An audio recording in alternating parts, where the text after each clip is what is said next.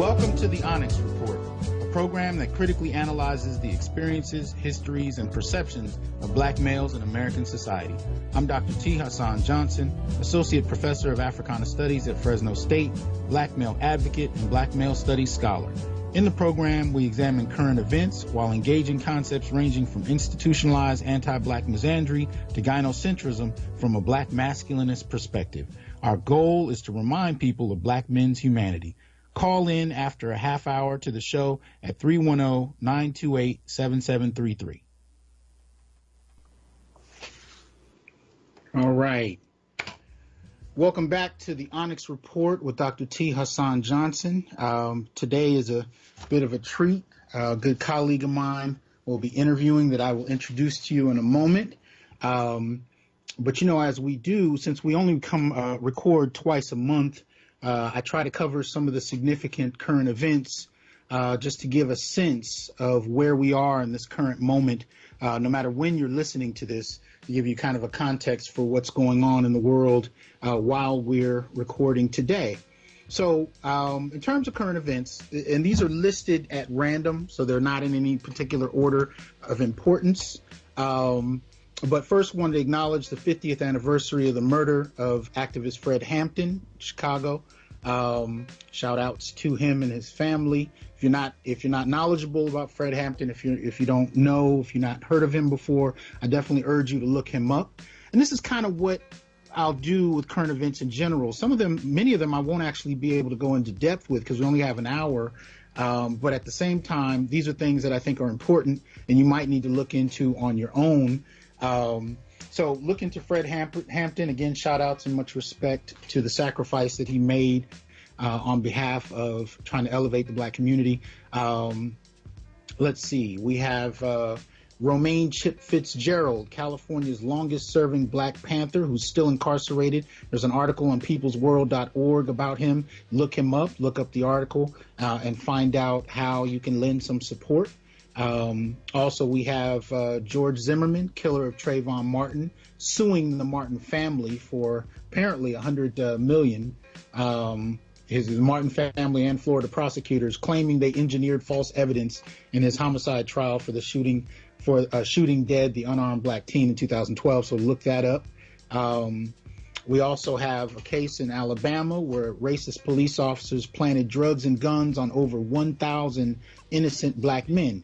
And this goes back to what we've talked about regularly on this show in terms of disposability and the kind of negative stereotyping of black men, in that these things can happen and people take them readily and don't challenge them.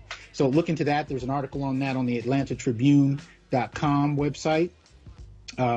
Also, shout outs to Tommy Curry, who posted a paper on his Facebook page, and I think Twitter, but I think definitely his Facebook page, citing an October 10th, 2019 paper by NYU entitled "Children Associate White but Not Black Men with Brilliance. Stereotype, a new study found." One of the key opening passages in that paper says, "Our research indicates that the stereotype associating brilliance with white men more than white women is likely widespread, but also that children acquire no such stereotype about black men and women. In fact, they see black women as more likely to be brilliant than they do black men." So the same kind of stereotyping I just mentioned ends up playing out with the very concept of brilliance, right?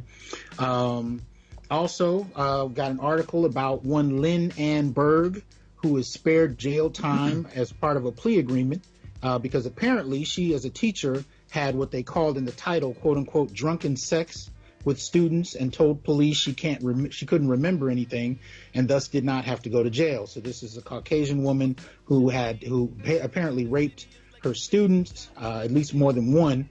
And again, as I've said many times, and I've posted this many times in popular media, that many of the women who are guilty openly of raping their students, their mentees, particularly their male ones, suffer very little punishment. And more than anything, even if they do go to jail, which is usually for far less time than men, they're not necessarily regarded and punished in the court of public opinion. And usually their cases are quickly dismissed and forgotten about, and the term rape or sexual assault even are rarely used in relation to women. So something there to pay attention to. Also this week we had actor Billy D. Williams come forth, and it was claimed that he had identified as gender fluid. Turned out he didn't really know what the concept meant, and he was referring to the anima and animus within each of us, the masculine and feminine within each of us. So if you get a chance, check out, there are numerous articles about that. Billy D. Williams actually coming out and saying that he was actually talking about just having those kind of qualities within us and being able to recognize them. And my observation of that, very briefly, is that, you know, people have a problem with who gets to talk about gender. And in many ways, we've kind of fetishized the whole concept of gender to where it's only women and LGBT groups that can talk about gender and be received seriously.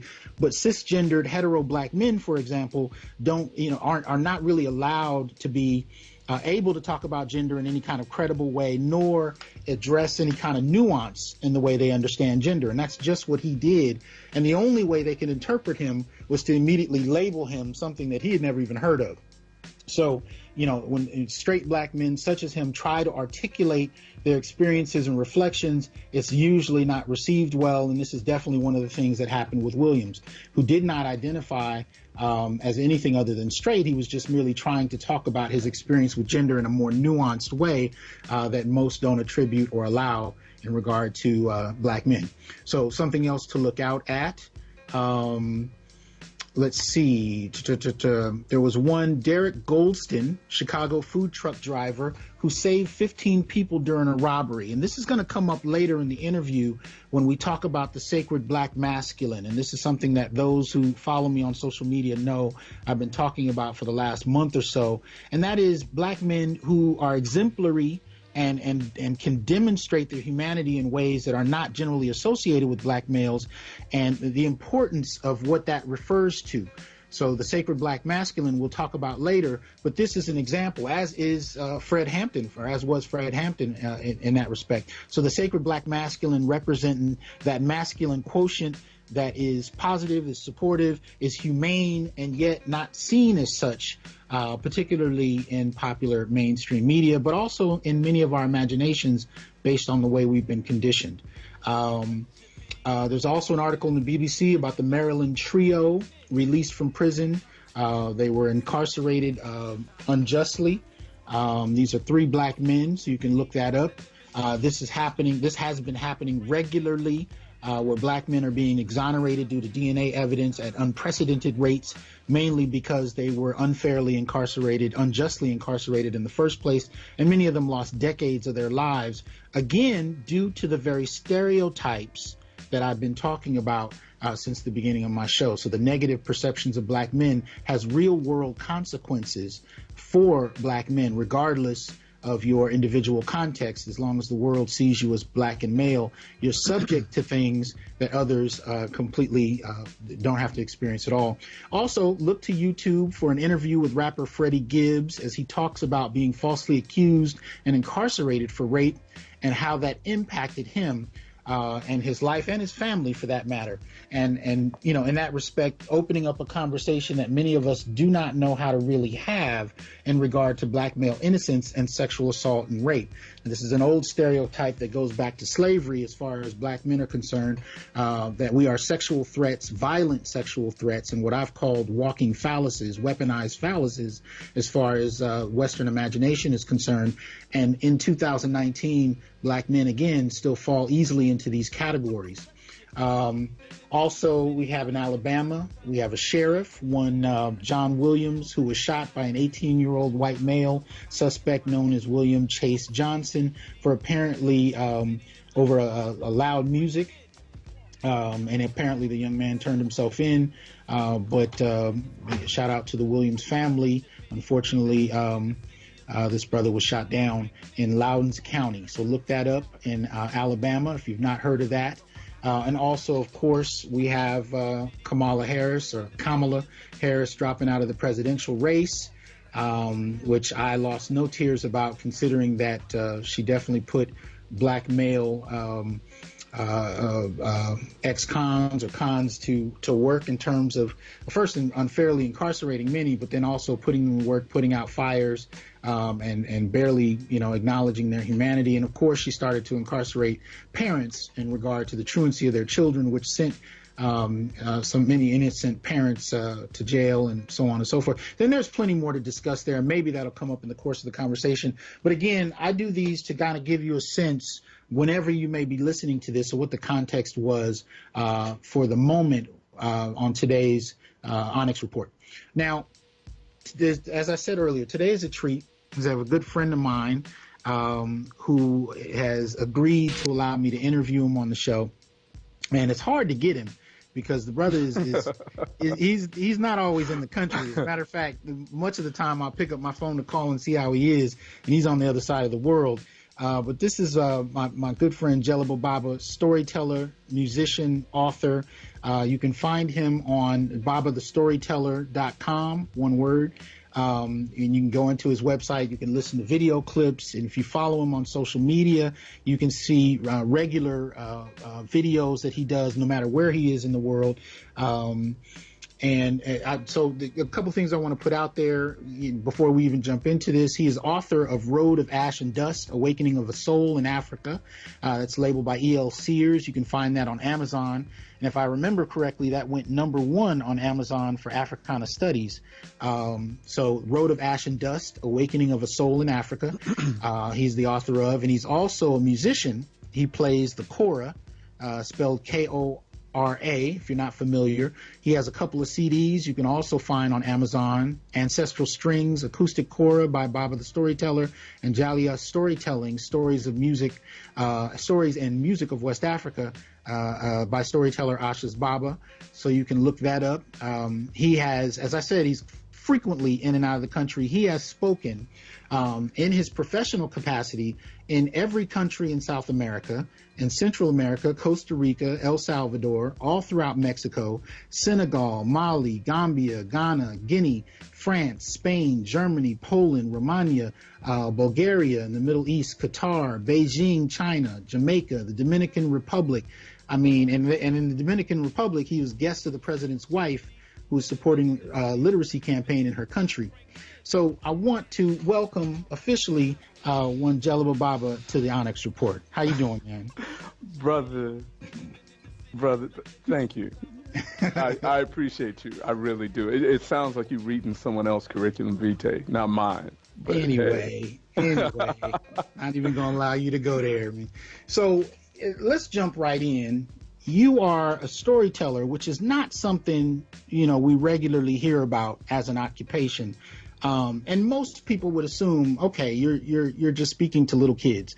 Tell us what kind of groups and audiences do you speak to? And then we're going to go back a little bit and kind of work our way into how you got into this. All right, let's be real about this, because you and I, when we talk, we always get down that way. We always come straight, right? Mm-hmm. So let me just say this. I'm not a storyteller. There we go. All right. I use the term storyteller because it's the only word in the English language that is a descriptor of what I do. In the West African language of Bambara, I would be called a Djeli. Uh-huh. And in popular terms, we call this a griot. Mm-hmm. And it's a craft. It's a craft that's been around for thousands of years. And griots were the oral historians of their people. They were the living, breathing repositories of knowledge and wisdom. Mm-hmm. And to be a griot, to be a Djeli, you are supposed to have been born into a family of griots. So there's an initiatory process to becoming a griot. Mm-hmm. And I don't want to belabor this too long, but the reason why I say I'm not a storyteller is because that word is limiting. Mm-hmm. But it's the only thing we have to deal with in the English language. I'm a Djeli, and I'm a Djeli by training. So I've actually spent time in Africa living among other Djeli, living among griots, and learning the craft. So for the past 25 years, this is the work that I've been doing for the past 25 years. So, I don't take offense because I put the storyteller out there. I put that out there. Right. But it's only maybe the superficial understanding of what I do. And for those people who love entertainment or they desire what is sweet or kind, they can have their storyteller. But I believe I do so much more than that. I can see, especially if you're going all over the world like this. But what are the different types of groups you speak to? Because I think most would imagine, oh, okay, so you're dealing with kindergarten, first grade, and that's it. Yeah. Tell us what you do. Well, my work. Let me preface it with this, because I think sometimes when people look me up, they have a problem understanding like how I'm doing what I'm doing and why. So a lot of my work is based on our ancestral lineage. It's not just Africa. When I put together the idea to do what I'm going to do, what I was planning to do, I based it on brothers like Paul Robeson. Mm-hmm. And I remember being young and hearing about this brother who was brilliant traveling the world. And I studied Robeson. I studied Malcolm. I even went back and I read a lot of the speeches and the work of Frederick Douglass, because a lot of people don't know that he traveled outside of the country as well. Mm-hmm. So in studying a lot of these brothers, I had to make a plan for myself as a black man in this country, because nowhere was I accepted as a holistic being, as a complete being, as a man. I worked corporate for a number of years, and I knew that wasn't going to last long. So I made a business plan to exit corporate life and to do something for myself, which was a gamble. Mm-hmm. But what I did was designed something that I could do out in the world that would just benefit me morally, spiritually, economically. And the venues that I traveled to, a lot of the venues are schools, colleges and universities, NGOs or non-government organizations, and some government organizations, like when we were talking about in Dominican Republic when I worked with the wife of the president there. So it's a wide variety of venues and organizations that I work with. It's kind of, I mean, I could go into detail, but then it would take up a whole hour just to talk about like one aspect of my work. Right.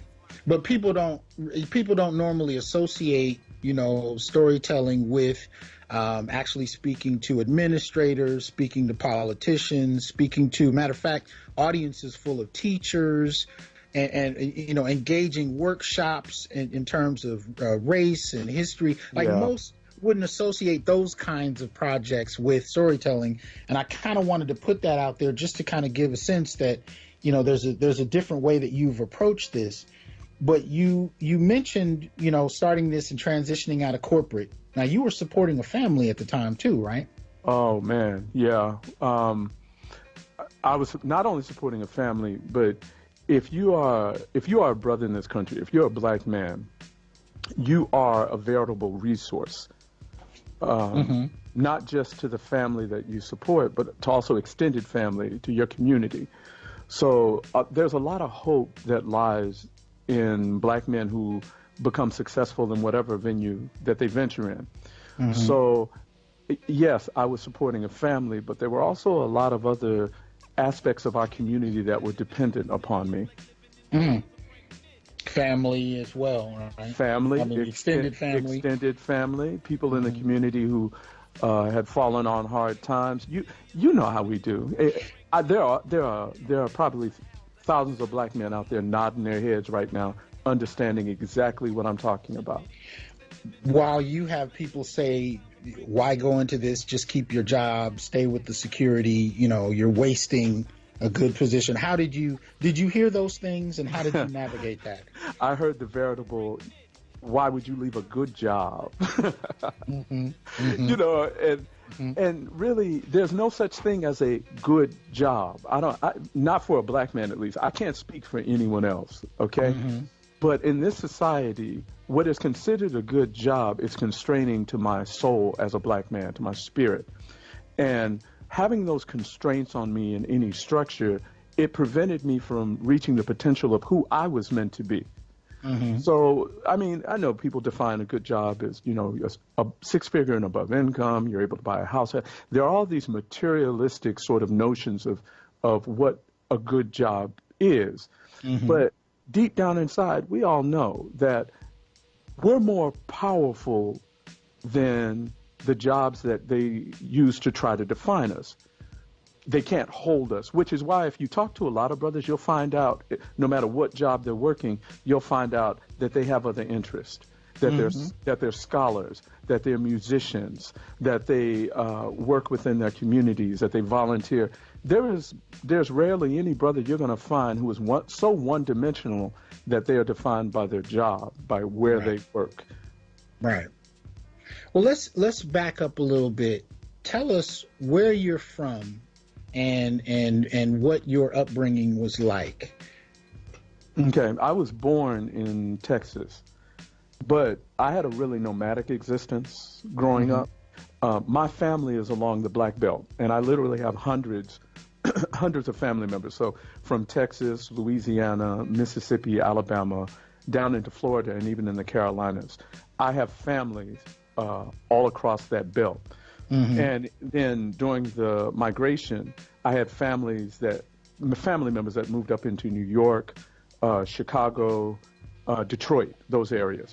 So my upbringing was it was rather nomadic, and it was somewhat schizophrenic too. So let me just say this way. My great-grandfather lived to be 110 years old.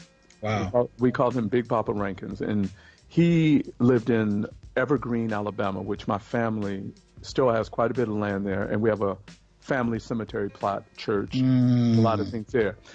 Now, here was the unique part of my upbringing. I was born with a widow's peak, and this may not mean much to many people, but deep in the South, in the African American community, among some, a child born with a widow's peak is meant to be a minister. Okay. So this is some of that sort of folklore. Folklore, yeah. Yeah, okay. So whenever we would go visit my great-grandfather, I was never allowed to play with my cousins. They would always take me and they would put me in a room alone with my great-grandfather. And this happened for a lot of years growing up, I would say between maybe like 7 to 16, 17 years old. So I didn't get to know my cousins, but I spent a lot of time with my great-grandfather. And I won't go into depth on that, but my great-aunts, my great-uncles, they did that because they said there was a purpose that I had. So now that was somewhat of my Christian upbringing. My grandmother, my great-grandfather was AME, pastor. Right. And so, but here's the schizophrenic part of my upbringing. I don't know if anyone else can relate to this. The women in my family would send me up north to be with my uncles. And during the summers, I would go up north. My uncles were Muslims in the Nation of Islam. Okay, so during the summers, I would go to like Mosque 1, and I would receive that sort of training, indoctrination. And then I would go back down south, and I was a Christian again. So I had this schizophrenic upbringing and a nomadic existence where I was literally living everywhere, existing all over the country. And by the time I left elementary school, brother, I had attended more than 13 elementary schools. Wow. So I was in one breath a nationalist, black nationalist, and in another breath, I was being trained to host revivals and take what you will, but that's sort of a little snapshot of my upbringing. But your father was in the Nation too, right? No, my uncles were in the Nation. Okay. My stepdad was he was a musician. Okay. Is a musician. He played saxophone. And and there were people in the Nation who were musicians as well. And I don't know if you remember this, but before Farrakhan took over after Elijah Muhammad died, Farrakhan was a violinist. And he was a musician. So there were a lot of people in the Nation back in the day who were musicians, but they didn't go out and perform in clubs or anything like that. They would meet in other people's homes. So my stepdad, they were fishing for him. The term fishing when they would go out. We can explain it later. You know what I'm talking about, right? But they were fishing for him, and they ended up spending a lot of time at our home. And then my uncles got into it, and then my uncles pulled me in when I started spending time with my uncles.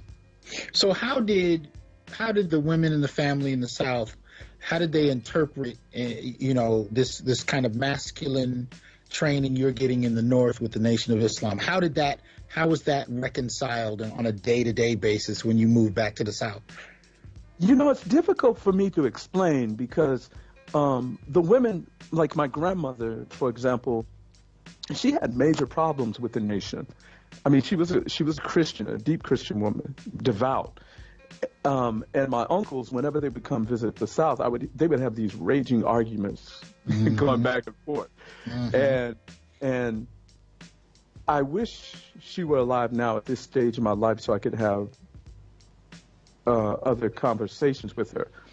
But her whole thing about sending me up north was about me being around men. She looked at my uncles as men, and I think she ignored the nation aspect, the FOI aspects of what they were engaged in. I think she ignored that. She would even say to my uncle, please, we want to make him a man. He needs to be a man. And she would send me up north. Now, so was there kind of a patriarchy versus matriarchy dynamic, or how would you describe it? In my family dynamic, there's very much, not a Eurocentric patriarchal archetype or existence. The patriarchal existence in my family was based around the men that, for example, in the South, let me give you an example. There was definitely a strong division of labor in my family between the men and the women. When I say a division of labor, I mean, we're talking about agrarian communities. I'm going back to that time. And the men in the family, a lot of them chopped lumber, wood. They worked the land. They did a lot of things. So here's an example. In the mornings, and this tradition is still somewhat in my family, the men would get up and the women would have gotten up before and they would have made food. They would have made breakfast. And the men would sit around this table and the men would eat first. Before anyone else, before the children, before the women would make the food. The men would eat first, and then the men would leave before the sun came up and head out to go do the work of the farm, chopping down the trees, plowing the fields. But they would eat first, right? And the work that the women were doing, they would stay behind, and they had opportunities to continue with their meals, to feed the children, to get them off to school. But this is a tradition that existed in my family. I was just talking to some of the women in my family recently. I was in Alabama. And this is a tradition that actually existed up until just a year ago at our family reunions. And I'm not sure why some traditions fall to the side or not. I'm not sure why this is falling to the side, but it's a discussion to be had among our family members.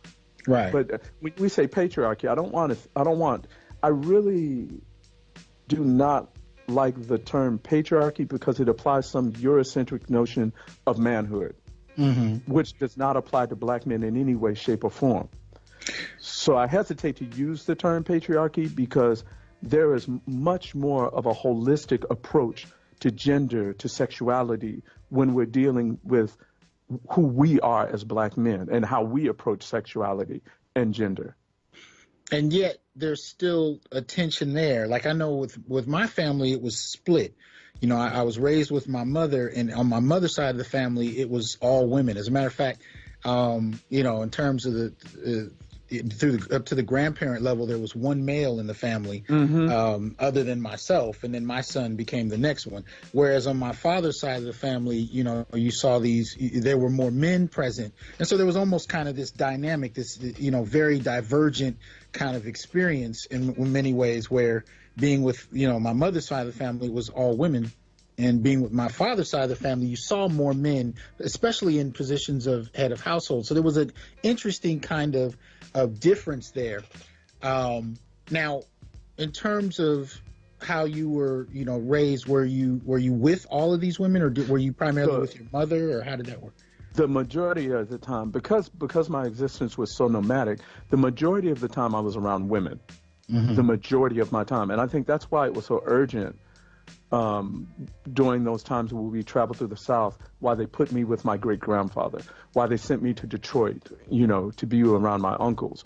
But I'll tell you this, the environment was not always the healthiest for me as a young black male, being surrounded only by women, because this society puts pressure on black families in a way that it doesn't put on any other familial structure.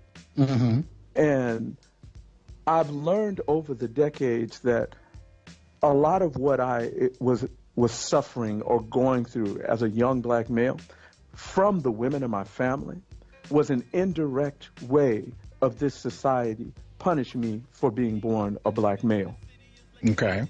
I don't know if that makes sense to you. The women acted as somewhat surrogates, sometimes, not all, for this society to keep me from reaching the potential. And some of it was women wanted to keep me safe. They didn't want me to go through what I had gone through. Like there were lynchings in my family. For example, my grandmother as a child was forced to witness the lynching of one of her favorite uncles in Conecuh County in Alabama. So you take a child who's been scarred, a young woman who's been scarred by that, and her ability to parent is not going to be what it should be. But that societal pressure or that societal pathology is passed down through her to this black male child, right?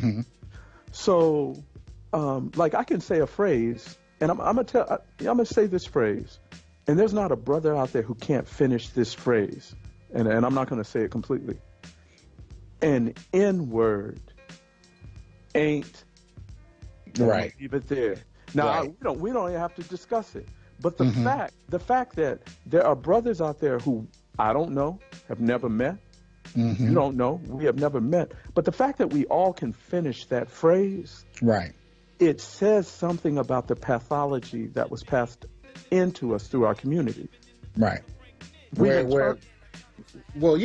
by the time you get to like the 1980s, it's commonly spoken. Niggas ain't shit. Yes, it's common. You went in and threw it out there, but I was trying to be kind. No, it's mainly because I want to make sure that people understand. And you're right, it is a phrase we've all heard, but the commonness of it says something. As a matter of fact, I want to play a clip, This is a clip from Dr. Julia Hare, the late wife of Dr. Nathan Hare, founded the first Africana Studies department at San Francisco State in the late 1960s. Now, I want to preface this by saying I have nothing but respect for Dr. Hare, Dr. Julia Hare, but there's a clip I want to play. I want to play about 43 seconds of it, and I want you to respond to what you hear in relation to what we're talking about. So let me see if my engineer has that clip ready to go. Change it. See, we have a system that would not like to see black males and black females together. They would not like to see that happening at all. Because once we come together, they understand the power of the strength of the black woman, the queen of the universe. They know that, her strength. They also know the power of the black male, the warrior. If you would turn him loose, he will protect also his family and things that need to be done. And because they understand that if our relationships are together, then they will lose. But if our relationships are torn up, then we can forever be treated in certain ways by the oppressors. That's why they gave us something called integration, which is nothing but the illusion of inclusion. They gave us this. Right. Now, Julia Hare is a very powerful sister, especially, I think most people became really introduced to her when she started doing the State of Black America lesson. She and Nathan were actually... Yeah, they did a lot of their research together. They did a lot of presentations together. Very powerful. Matter of fact, I think she had Alzheimer's, and I think that's what caused her to pass. But so I want to preface that by saying I have a great deal of respect for her. And if you go, to those of you who haven't heard her, go listen to her on YouTube. She has some profound insights on education and so on. She's a brilliant sister. But in that clip, tell me what you heard. Listen, this is a part of our conditioning. This is the aspect of our conditioning where we are not permitted to be critical, especially constructively critical of one another. And we should be. Part of my rite of passage of coming into my awareness was through Nathan and Julia Hare. All right? But you have to examine how she situated her narrative. All right. She situated Black women as queens of the universe. And there's not a brother out there who will not have a problem with that. Okay? But she situated Black men as warriors. Right. As basically foot soldiers. Right. Now, here's where the critique has to go. Why are we not situating Black men as kings of the universe? Because a queen must have a king. And one without the other is weak. Yes. And so when we talk about, and look, I know people are going to have a lot to say about, saying anything what they deem negative about Julia Hare. But we have to examine these things, and then we have to get in the psychology of them so that we don't continue to repeat the madness that we've inherited. Right. Because this madness is a part of our legacy, right? There is no reason in the world not to situate the Black man as a king of the universe if you are going to situate the Black woman as the queen of the universe. It only makes sense. Now, see, that's where in my work I talk about the development of what's considered an artificial gynarchy in the Black community. One that is a product of policy going back to the 50s, the 70s, most particularly those two eras, where you had, and especially we see it becoming very crystallized in the 1970s, where you see two divergent paths. This is after the civil rights movement, which technically was never supposed to end. It was an ongoing struggle. But in response to the civil rights movement, what we saw the state begin to do is highly incarcerate and underdeveloped Black males. Limited employment, limited educational opportunities, incarceration, the war on drugs kicks in the 70s and the 80s, and you even have Nixon's cabinet coming forward and outwardly acknowledging that this was very purposefully directed at the Black community, most particularly Black males. Whereas at the same time, poor Black women had either access to state resources like welfare or working class to, quote unquote, middle class, because the Black community's middle class is a very different dynamic.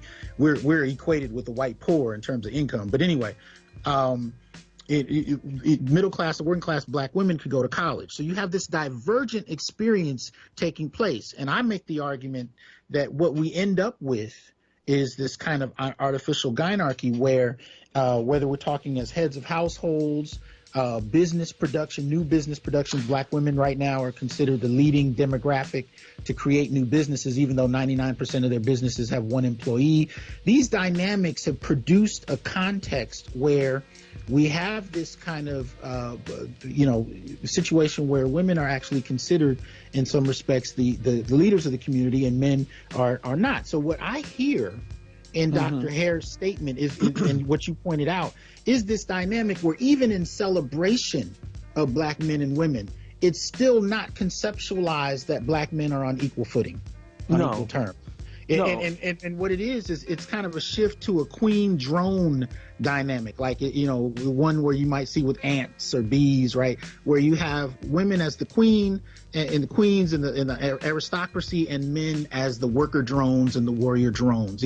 That's what I heard invoked in that dynamic, rather than bringing in the king dynamic, right? So that kind of framework goes to me to the kind of conditioning that many black males have grown up with. Can you talk a little bit about conditioning?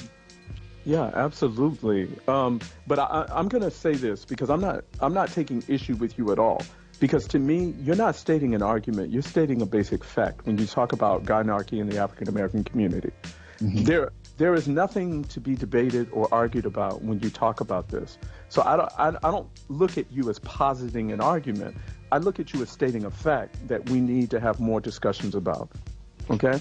Mm-hmm. Now, as far as conditioning in our society, I'm going to go a little further back than you. Okay. Because I want to take your timeline back to before 1619. I want to go back to the era of seasoning. Mm-hmm. And we all know what mm-hmm. seasoning is.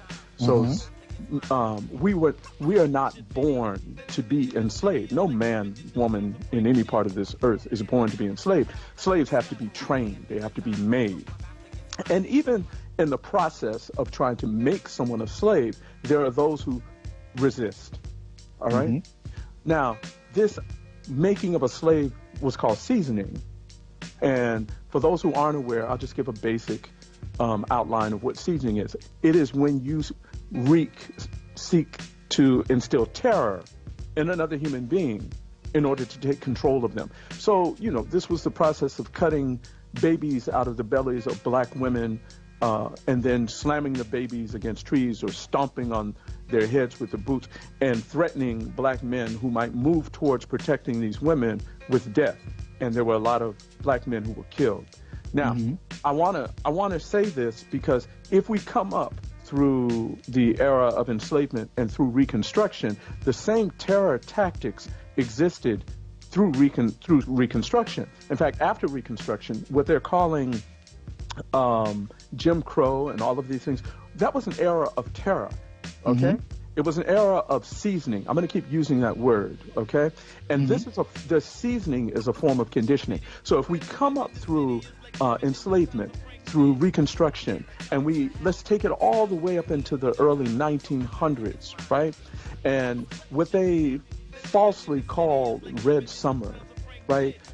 Series of riots, which were not riots, which were actually slaughters and massacres of black people. In fact, I'm sorry, I'm going to go back. Reconstruction, there are narratives of black bodies littering the roads of the South and mass graves, and we don't talk about these things.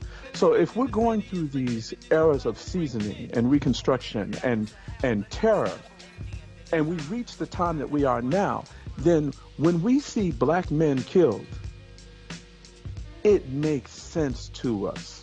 Mm-hmm. It is a mm-hmm. continuation of the conditioning and of the seasoning. And who was the sister? Cresswell Singh. Frances Cresswell Singh. Frances Cresswell Singh. Remember, she had interviewed young black males, and she said, "Do you want to be like your heroes?" And she named Malcolm and Martin, and they said no. And she asked them why, and they said, "Because when you rise up, they will kill you." Right? That's incredibly important. Because mm-hmm. even recently, I went to see this film that came out last week, Queen and Slim, right. Which I have some severe issues with. But Lena Waithe, I think it is, made the film, and it is in many respects, a black women's perspective on a particular ride or die, Bonnie and Clyde kind of story. But in the dynamic, there's a point where the black male character and the black female character are shot, right? Mm-hmm. The theater gasped when she was shot. I didn't hear a sound when he was, and I talked about this on social media. There was, there was almost a kind of acceptance that was going to take place, but there was an almost kind of, how dare this happen when it came to her. Now I have many problems with that type of film because you could tell, black males, especially African American males, had little to do with that film in terms of the writing, the production, the directing, the acting. There's very little, and in it we're portrayed as ignorant, naive, violent, traitorously greedy, and childish, and all these kind of dynamics, even to the point where, when the characters are under threat by racist police officers, she's shot first, twice, in fact, and he's kind of an afterthought, which, according to the data, is actually the opposite. It's really, black men are sought after more often than not when it comes to violence, especially at the hands of police. But I also want to back up to something you said. So I'm saying that with Queen and Slim, I could see, what you were talking about. But going back to the gynarchy, you took it back to the 1600s. And I want to be clear, it's not that I think it only starts in the 50s and the 70s. I'm saying there are layers of it that begin at different points in time. And the 70s is almost like the tip of the spear. Oh, yeah. I want to give you credit here. And because there's a lot of people on social media that saw me post this quote, they didn't know where I had gotten it. From Martin Luther King's book, Where Do We Go From Here, Chaos or Community? You sent me a passage from the book that I really wanted to thank you for, because it was really powerful. And I'm going to read a portion of it very quickly. This is from Dr. King himself. He said, because the institution of marriage had been illegal under slavery, and because of the indiscriminate sex relations, often with their white masters, mothers, and he's talking about black mothers, could identify their children, but frequently not their children's fathers. Moreover, the women, being more generally in the house and charged with the care of white masters' children, were more often exposed to some education and a sense, though minimal, of personal worth. Hence, a matriarchy had early developed. After slavery, it persisted because in the cities there was more employment for women than men. He's talking about black women and black men. Though both were unskilled, the women could be used in domestic service at low wages. The woman became the support of the household, and the matriarchy was reinforced. And this actually ends in the 70s, where, due to the second wave feminist movement, women can transition out of domestic work into clerical work, education, so on, nursing, so on and so forth. But King is taking this notion, he calls it a matriarchy, I call it a gynarchy because I think it extends beyond the mother, but still, he takes it back to slavery like you're suggesting, and I'm in full agreement with, because there are layers of this that happen at different points in time. And even by the time you get to the 1929, post-1929 Great Depression, when the state steps in terms of providing resources for women, I should say actually after World War II, where you have widows who need support. This becomes the rationale for welfare. And so the man in the house rule, excluding men from being able to not only receive it, but be in families who receive it, that comes out of a very particular context. So these types of impacts, the way this impacts the black community is such where, women have a degree of stability, and as he pointed out, a sense of self-worth and some access to education that black men don't have. And so what we have is a divergent life experience where black men and women fundamentally live different lives. But go ahead. I would also say, look, we have to remember, too, that King wrote that passage in 1967. That was 1967. I would say that your concept of a gynarchy is an evolution of what King was talking about. And these are the things that I'm talking about when I say that we have to evolve our theses of what we're dealing with within our community. And I think sometimes what we do is we fall victim to this sort of stagnant ideation, this sort of stagnant, sort of like the way we did things in the past is the way we're going to do them today, right? And this is why when you're talking about the resources that have been placed toward black women, what we leave out of the conversation are not only the economic aspects, but reasons for what are the reasons for this. And there's, look, we could talk about sexuality. We can talk about the United Nations put forth a charter on genocide, and I didn't prepare to talk about this. I wish I had it in front of me. But in this charter on genocide, when you read it, it's laying out what is happening to the black community in the United States. There is a genocide occurring, and I know some of your listeners are brilliant enough to go ahead and pull this up, but things such as an imbalance, because when I was young, we were talking about the black family. All right? We weren't talking about black women. We weren't talking about black men. Right. We were talking about the black family. And one of the things that is happening now is children are being adopted out of the community and being raised by people other than people in the community. Now, if you read the United Nations Charter, that is a form of genocide. I'm not saying this. I'm telling you what the United Nations Charter is saying. And it's also one of the reasons why in many cultures you are not allowed to adopt an indigenous baby, a Native American baby.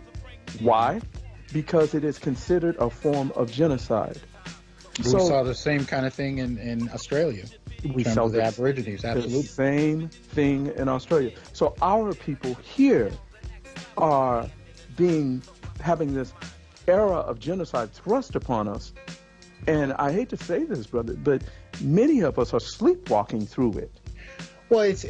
I think in many ways it's surprising what one can get used to. But that's a way to say it. And although there are layers of this too, the aggression toward the black community obviously begins with slavery in the Western Hemisphere. But there are overlapping layers that take place over time. This instance of it, the latest one I'm pointing to, is right after the Civil Rights Movement, which was a movement predicated on the family.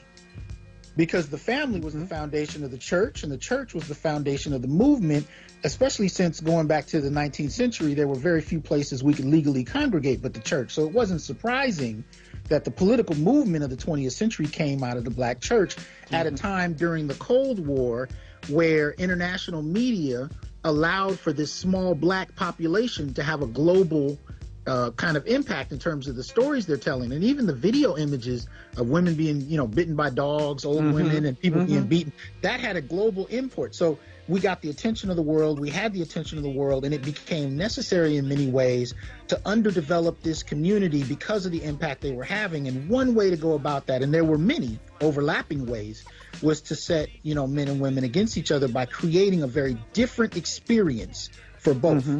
Well, our experiences as black men often there are attempts to delegitimize anything that we do. There are attempts to marginalize us, and in fact, very rarely in media will you see images of black men who have their own agency. Absolutely. Very rarely will you see black male agency. And let me give you, look, because if we're going to be honest. Well, we only got a couple minutes left, and there's something else I want to ask you, but go ahead. Okay, let me put this out there, and I'll just say this. I'll give an example. I was in Qatar recently. I was in the Middle East. And I got a message from a few women, and they were berating me for having traveled to the Middle East. And they were berating me because they were talking about Sharia law and what happens there, and why would you do this, why would you do that? One of them was a French woman who I've known for quite a number of years. She lives in the United States. But I'm going to cut this short and just say this. She was talking about Sharia law and how oppressive it was, and how could I go to Qatar? And my argument to her was, you live in the United States. You ignore the pain of black men and what we've gone through for hundreds of years. So I asked her, how could you live in the United States? If you care so much about the humanity and the dehumanization of human beings, how can you ignore what is happening where you live and ask me while I'm traveling to a country that is perfectly safe for me? I felt safer in Qatar than I ever have in Alabama. Right. In Alabama. I'm just going to say that. No, absolutely. Because you're going on a roll, but go ahead. No, because you're talking about a population of men who could readily, and still are in fact, be raped by white women merely and have the accusation that he raped her as the means to control him. In other words, the development of a lynch mob as punishment for not being allowed to be sexually vulnerable to white women it is a historical fact for black men. I have to put this out. In the 80s, I was in Anniston, Alabama, and I was warned to be careful because the highest incidents of rape were of black men in that part of the country. So these are things we don't seriously talk about. The lynchings were also, there were sexual components to these lynchings, and we don't talk about this. Absolutely not. I mean, over 90%, if not more, of the lynchings that took place had a sexual component, whether it had to do with the removal or mutilation of the penis or the testes or the anus. I mean, there was always a sexual component for men and women. But overwhelmingly, black men were those who were subject to these lynchings. But the question I wanted to ask before we leave, because we only got about 4 minutes, and I apologize it took this long, because you and I we can talk for hours. But when you travel to these places, what is the perception of black men that you've grown, familiar with from these different areas? I'm going to say this, and it will not. I'm just going to say this. One of the reasons why I travel is to connect with the diaspora, okay? And I try to connect with those like-minded kindred spirits out there who know who we are collectively. The image, there are two different camps. There is a populist image of black men that is the rapper, the gangster, the musician, the actor, and there are these images that exist. But when you get with those people who are of substance and consciousness and educated, and I'm not talking about within academia, but who are aware, you start to see that there is a degree of reverence and respect for black men that unless you travel outside of this country, you may never experience in your life. I was traveling in the mountains of Mexico once, and I went among these people who claimed their Mayan lineage. And when I walked in with these people, they greeted me, and I'm not being facetious here. They greeted me as a god. I'm being serious here. Yeah, In their history, in their folklore, in all that they were maintaining of their Mayan ancestry, their relationship to Africans, to black people, was that we were gods who came to visit them periodically. And they told me stories about these things. So that's just an example of when we travel outside the borders. See, Malcolm warned us back in the 60s about having our fight here and not taking it out internationally. And most brothers will remember these speeches. I chose to go international for a lot of those reasons, not to remain domestically, because I feel like in many ways when we remain here, we become domesticated. Whereas if we travel out into the world, then we can be and exist who we are supposed to be and reach our potential. Absolutely. And that's, I mean, I'm not going to take away at all from your skill, because this has a lot to do with it. But you've gotten, like Michael Jackson treatment in other countries where you can't walk down the street. And it's funny to me because, being in LA or the Southern California area, you'll walk around and, nobody knows. See you Nobody engage. got a clue. Right. But then you go to Colombia or Qatar and people are screaming your name and chasing you down the street. Brother, J.A. Rogers wrote about this in the 1920s in Sex and Race. This information is not hidden from us, okay? This information is out there. J.A. Rogers wrote about troops who were stationed in France, and that women were tearing down the fences when they were trying to take these brothers out of the country. Rogers had written about a lot of this, and we're not giving him the credit as a social and physical anthropologist as we should, because he didn't come through the approved areas of Eurocentric academia. But you know what, man? I might have to bring you back for a part 2 because we're at that limit. But I do want to thank you, brother. I want to thank you for doing the show. We might have to do a part 2, and I want to thank the audience for listening to the Onyx Report. We will be back. Remember, it's first and third Wednesdays of each month. So keep an eye out for us on the 18th of this month, and we hope to hear back from you. All right. Peace.